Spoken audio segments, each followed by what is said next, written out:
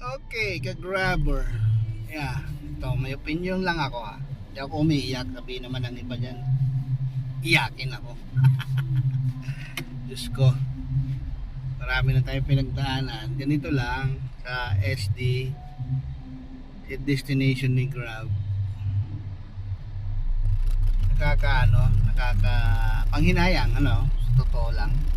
Dahil, katulad kagabi, uwi na ako. Galing akong Marikina.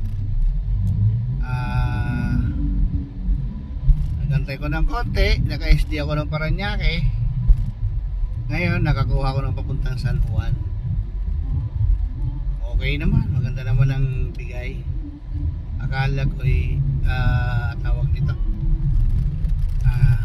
kilo naman yung pamasahe papuntang Marikina, galing Marikina puntang Paranaque. Ang nakakapanghinayang, nung na-drop ko na, nawala na yung SD ko.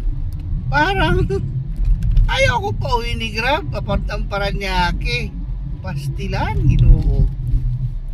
Yan ang nakakasar. Tinanggal niya yung SD na in-expire. Ako gusto ko nang magpahinga dahil 12 hours na akong bumibiyahe.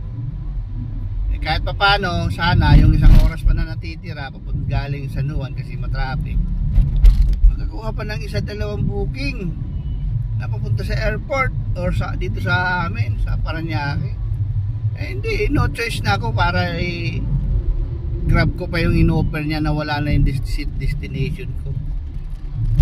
Ginawa ko, nag-offline na lang ako para makauwi na ako ng maaga. Kasi alam ko, pag wala ka ng SD, di mo alam kung saan ka na ibabato. Siyempre, automatic kakansilin ko na yun dahil gusto ko nang magpahinga. Etong kabubuhan lang, itong mga sul-sul. Wala kayo mapapala, nayayaman nyo lang.